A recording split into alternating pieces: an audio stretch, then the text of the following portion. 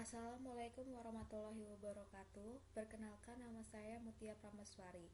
Di sini saya akan mempresentasikan tentang tugas kuliah dari Komunikasi Pita Lebar. Di sini terdapat 10 jurnal. Yang pertama yaitu Peer Lab, a network test bed for enabling experiment in edge network environment, dari Akihiro Nakao, University of Tokyo. Jurnal ini mengusulkan sebuah testbed baru yang disebut Peer Lab. Peer Lab adalah sebuah mesin virtual yang menggunakan jaringan virtual privat untuk menciptakan sebuah lingkungan di mana kita dapat mengupload program sewenang-wenang untuk melakukan eksperimen dengan sistem terdistribusi seperti aplikasi peer-to-peer. Peer Lab memiliki persyaratan mendasar yaitu aksesibilitas, keamanan, skalabilitas, dan fleksibilitas. Aksesibilitas dan keamanan. Untuk akses keirisan dalam jaringan pribadi, kita perlu menyediakan mekanisme untuk melewati firewall. Sementara kita harus menjamin konektivitas stabil antara pengguna testbed dan node testbed. Kita tidak harus membuat lubang keamanan untuk jaringan pribadi. Pengguna testbed harus dapat mencapai sumber daya di testbed sipol, tetapi tidak sumber daya lainnya dalam jaringan pribadi. Oleh karena itu, penulis memutuskan untuk menegakkan pembatasan akses dari sepotong ke sumber daya tersebut. Skalabilitas. Dalam kasus testbed lain seperti PL, NOD sering disiapkan oleh administrator jaringan lokal atau pengembang yang menyediakan sumber daya jaringan mereka di internet publik. Namun, dalam kasus Peer Lab itu, sulit untuk mendapatkan izin untuk menempatkan node lain dalam jaringan pribadi karena kebutuhan keamanan yang dijelaskan di atas. Oleh karena itu, kita mengambil pendekatan untuk meminjam bagian dari sumber daya dari node yang ada di jaringan pribadi untuk mempercepat penyebaran lingkungan kita. Sedangkan fleksibilitas, pada jaringan tepi terdapat banyak jenis metode akses ke internet. Kita harus memastikan lingkungan eksekusi dan mendukung semua metode akses mutakhir ini. Dalam hal ini, juga masuk akal untuk memanfaatkan bagian dari sumber daya dari node yang ada di jaringan pribadi, karena mereka sudah mengurus metode akses untuk akses mereka sendiri ke internet. Berikut ini yaitu gambar dari dasar sistem Peer Lab Node Architecture. Terdapat Collaborators Workspace, slice 0, slice 1, slice sampai slice n, PLNet atau Linux vServer Host, VMware, menggunakan Windows atau Mac OS X. Berikut ini merupakan proses dari instalasi PLNet. Ya, bisa dilihat sendiri. Ada PLC. Yang pertama itu dilakukan request installer by browser. Yang kedua build installer, yang kita download and run installer. Yang keempat installer setup guest of VMware and launch it. Yang kelima, PL boot image is loaded and guest and setup slice for user. Berikut ini merupakan sebuah PL node dan pengguna slice membuat sambungan dengan server VPN.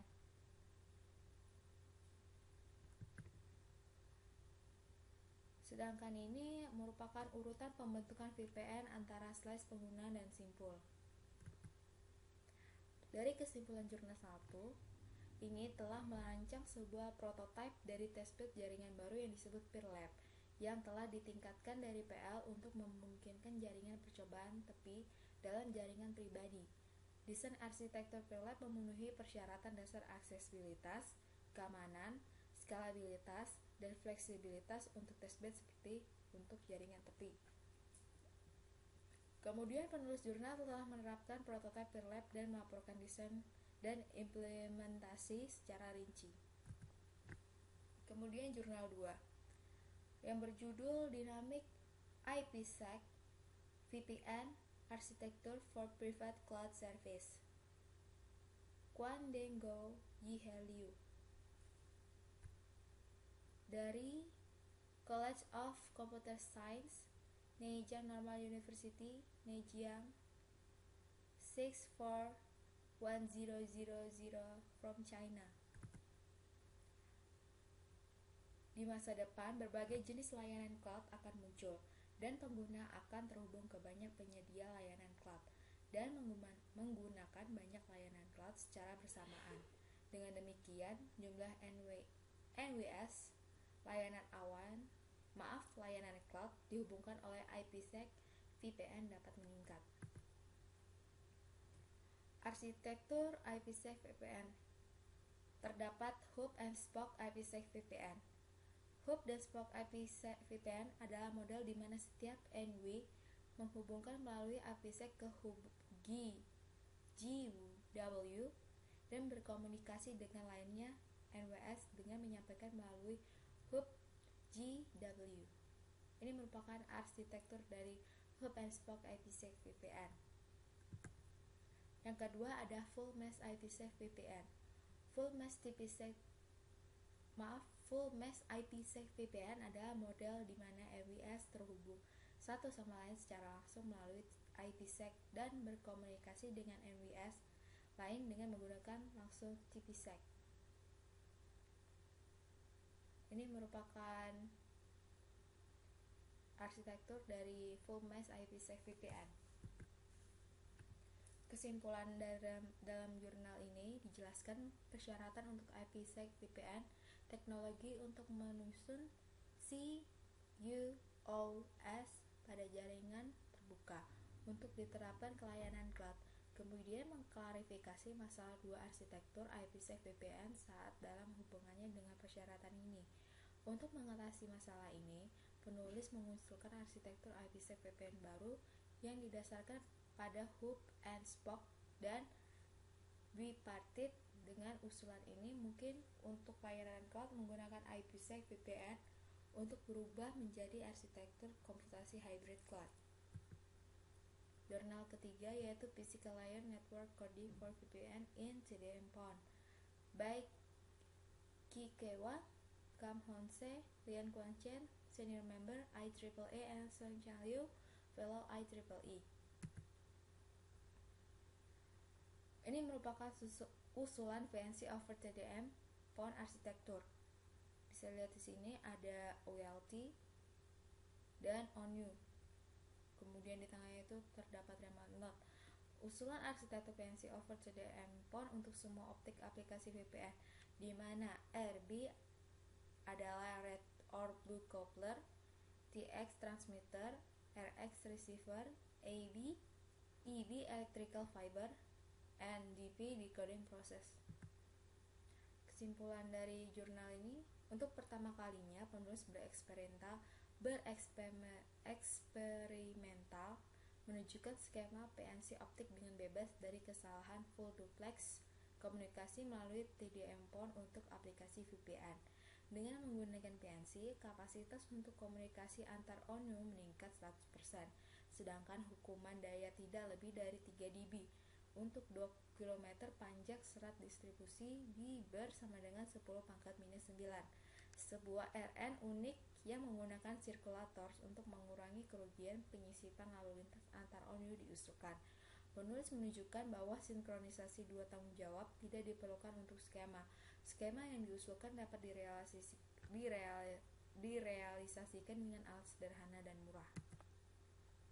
Jurnal 4 yaitu Technical Comparison Analysis of Encryption Algorithm on Site-to-Site IPsec VPN dari Muhammad Hafiz Mazlan Zaharuddin, Rohani Abi Rahman, Muriza Kasif dari Faculty of Electrical Engineering University Teknologi Mara, Malaysia. Berikut ini merupakan gambar dari lingkungan virtual private network atau VPN. Ada branch office 123, ada corporate headquarters, ada VPN tunnel, Internet Provider or Network, Internet of Provider Network atau VPN backbone. Tujuan dari jurnal ini adalah untuk mengukur efek throughput jika perubahan algoritma. Berikut ini merupakan flowchart. Maaf, flowchartnya tidak begitu jelas karena di jurnalnya sendiri juga tidak begitu jelas. Nah, fungsi flowchart ini algoritma ekskripsi yang digunakan adalah 3DES dan Yang digunakan adalah SHA dan MD5.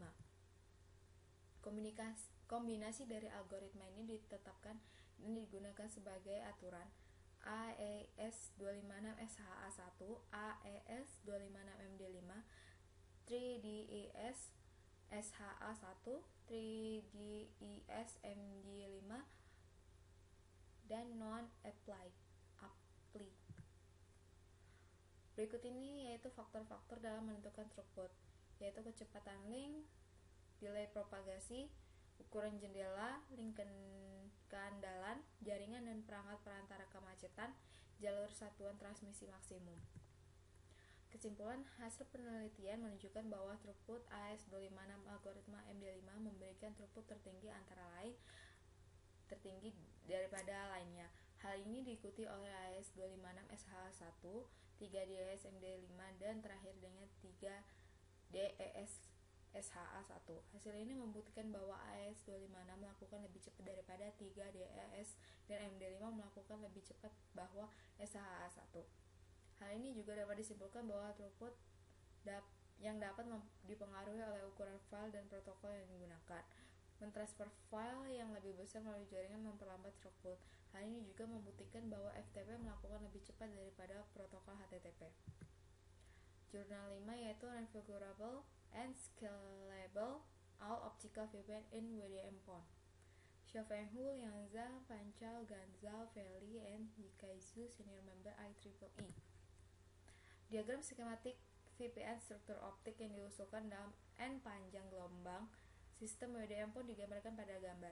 Dalam skema penulis satu Mach-Zehnder modulator atau MZM di setiap ono yang bisa ada yang bias pada titik transmisi 0 untuk menghasilkan sinyal upstream dalam format DPSK. Berikut ini yaitu gambar sistem WDM-PON.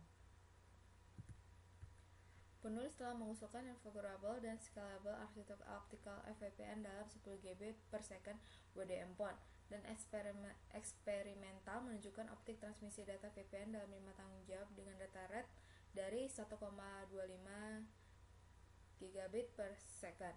Transfer data VPN optik antara tanggung jawab yang berbeda diwujudkan dengan efek SGM SOA DOLP. Dengan menggunakan WSS, optik VPN dapat dengan mudah dikonfigurasi ulang dalam tanggung jawab yang berbeda. Analisis skalabilitas menunjukkan bahwa skema penulis dapat mendukung layanan VPN optik antara 16 tanggung jawab dan 128 channel WDM-PON jika SOA 2 tahap dipekerjakan.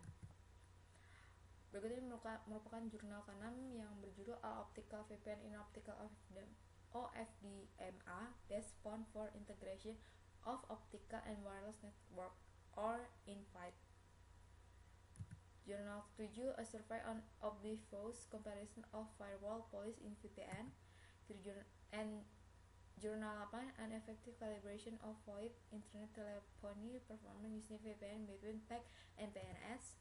Efficient Algorithm for Dynamic Detection and Resolution of IPsec or VPN Security Policy Conflict.